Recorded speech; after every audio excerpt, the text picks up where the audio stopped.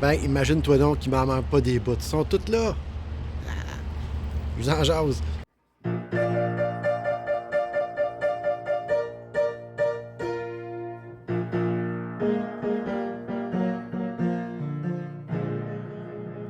Hey, Jerry Lauzon, bienvenue à Nomadisme expérimental. Fait que je sors de l'hôpital et j'étais à l'Enfant Jésus, qui est le CHU de Québec. Maudit bonne nouvelle, il me reste tout mon doigt. Ça a l'air qu'il a guéri tout seul. Alors, je vais faire réintégrer ma vanne comme là.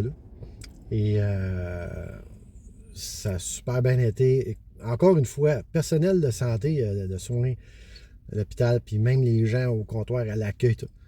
Tout le monde t'a faim, tout le monde sourire d'en face, puis un service vraiment exceptionnel, encore une fois. Alors, merci à nos gens qui travaillent aux soins et dans les hôpitaux du Québec qui font un job fantastique. Ouais, mais c'est pas la première fois que je me fais mal, mais encore, je me suis fait encore plus mal que ça. Dans les premiers temps, dans mon premier voyage dans le sud des États-Unis, je vais vous raconter ça, vous donner une idée de qu'est-ce que ça implique quand on se fait vraiment mal en ventre. Ah, ben une belle journée du mois de novembre. C'est incroyable comment il fait beau. À Québec. Fait que, ben là, je suis en arrêt de travail / travaux légers. On en profite. On passe la journée sur le bord du fleuve. Hey, checkez-moi ça, la vue extraordinaire. Le soleil est en train de réchauffer la vanne. À l'extérieur, présentement, il fait comme 9 degrés, peut-être un petit peu moins avec le vent. Mais en dedans, au soleil comme ça, puis là, j'ai pu ouvrir ma fenêtre. Là, ben, il fait 17 dans le vent. Je suis hyper confortable. Alors, comme je disais, c'est pas la première fois que je me casse la gueule en van.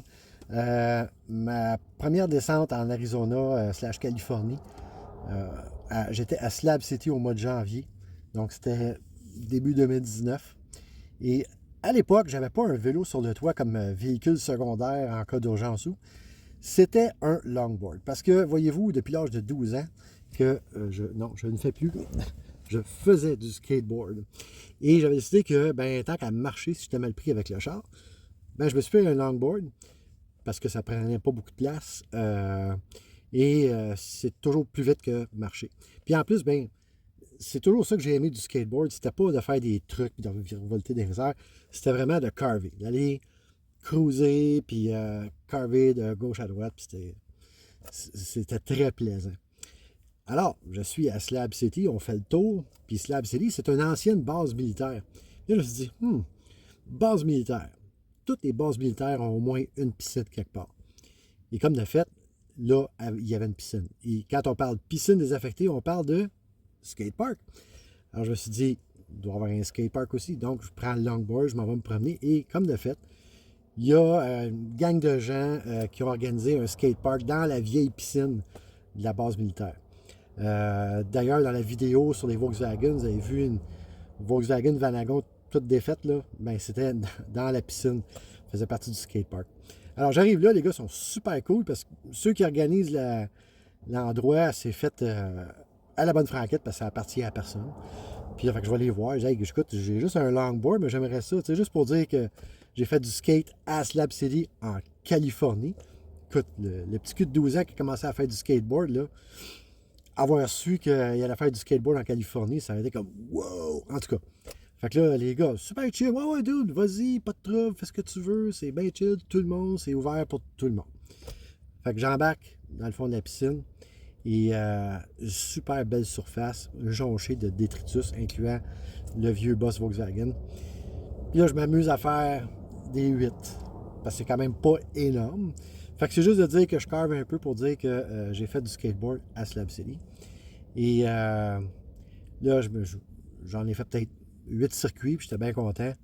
Puis là, au lieu d'arrêter, que j'aurais dû faire, je vais refaire, mais dans l'autre sens, parce que c'était tellement cool, je voulais pas que ça arrête. Alors, mais ça commençait à être niaiseux puis plate. Fait que là, je dis, dans l'autre sens, on va réessayer ça. Et là est arrivée la gaffe, because la surface est tellement lisse que, comparativement à de l'asphalte, les petites garnottes, là, ça change toute la game. Fait que je suis en train de tourner, pencher vers, parce que j'étais un goofy, j'ai les pieds dans l'autre sens, malgré que j'étais un droitier. Et comme je suis penché avec le dos baissé pour commencer à faire mon virage. Je pogne une petite garnotte dans un de mes roues et le longboard part dans tous mes pieds.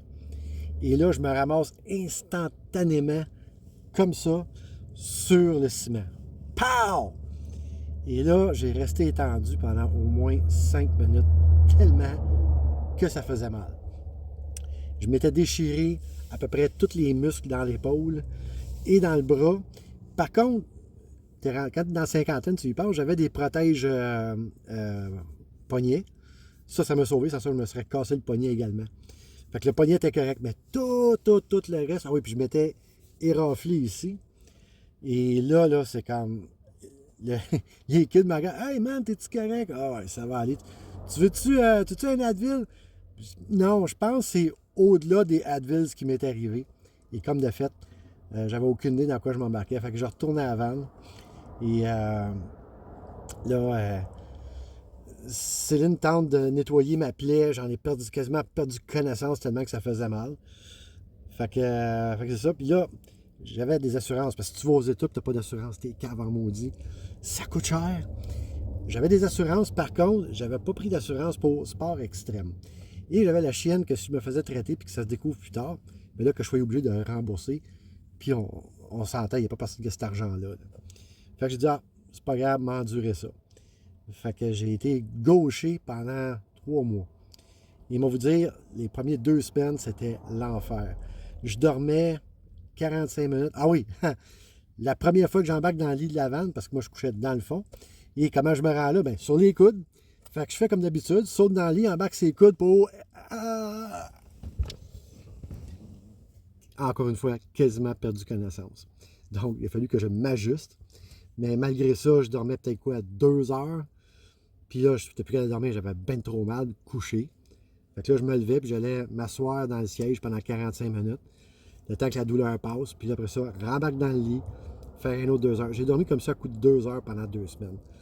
Et quand je suis revenu au Québec, j'étais complètement atrophié parce que je ne me suis pas servi du bras gauche partout parce que j'avais peur que quelque chose soit déplacé. Pardon.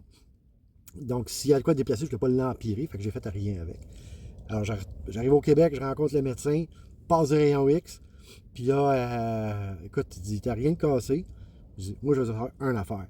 Est-ce que tout est à bonne place? Il dit, oui, tout est à bonne place, il n'y a rien de débarqué. Tout est là où c'est supposé d'être. Merci beaucoup, c'est tout ce que j'avais besoin de savoir. Et à partir de ce moment-là, j'ai fait ma propre physiothérapie, parce que je n'ai pas d'assurance. Il m'a envoyé à l'hôpital de Maisonneuve pour...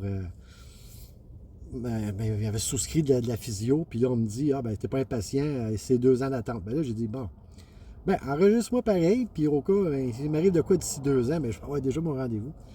Imaginez-vous, là, ça va faire quoi, 5 ans de ça? Ils m'ont toujours pas rappelé, puis mon numéro de téléphone n'a pas changé.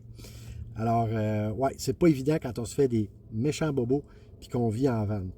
Là, pour ce qui est de cette blessure-là, tout est correct. Finalement, on ne va rien couper. C'est juste s'assurer qu'il bouge pour pas qu'il devienne trop dur, parce qu'il y a des micro-fractures dedans. Puis de ne pas l'accrocher, parce que ça fait mal, parce que c'est en train de guérir. Puis éventuellement, ça va tout se replacer tout seul. Donc, ceux qui s'inquiétaient, inquiétez-vous pas, tout est correct, tout est numéro 1. Fait que je peux encore vivre dans la vanne. C'est juste qu'il faut que je fasse attention pour ne pas accrocher ça. Alors, c'est ça. Fait que si vous voulez devenir nomade à temps plein, prenez ça en considération si vous avez une grosse blessure. Je ne sais pas, moi. Mettons que je me casse une jambe, puis c'est la jambe droite. Puis quand de conduire, là. Fait qu'il faut faire attention quand on est en plein à notre véhicule parce que c'est notre maison, mais il faut faire attention à nous-mêmes aussi parce que sans nous, c'est ça. Tu deviens sans abri. Un peu comme quand le char se ramasse au garage. Comme c'est arrivé la semaine passée, j'ai fait mettre mes pneus d'hiver. Ça a pris la journée parce qu'il y a eu des problèmes. Mais pendant ce temps-là, techniquement, j'étais un sans-abri parce que ma maison était sur le lift. En tout cas. Fait que c'était ça. J'espère que ça répond à vos questions. La prochaine vidéo, je ne sais pas si ça va être la deuxième partie pour la photographie. Parce que là, je veux parler de lumière. Puis ça savez que c'est un sujet important. Fait que si ce n'est pas la prochaine, ça sera comme pas longtemps après. Il n'y aura pas un ben long à attendre avant d'avoir celle-là. Fait que sur ça, hey, merci de me suivre. C'est toujours le fun de vous jaser. Bonne route, puis à la prochaine. Bye!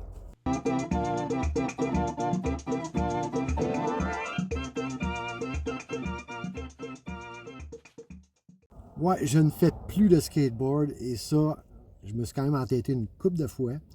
Et cet été, j'ai eu l'occasion d'essayer un skateboard sur une surface qui venait juste d'être pavée. Il n'y avait pas personne, c'était sur le plat, c'était droite. Puis je me suis pété à la gueule. Mais je me suis pas fait mal. Je suis tombé. Et là, c'est comme le message est rentré. Là. Fais plus de skateboard. C'est parce que je suis rendu que j'embarque dessus puis les jambes m'en shake. Ça veut dire que c'est pas bon signe. Alors, je peux me vanter que ma carrière de skateboard s'est terminée en Californie.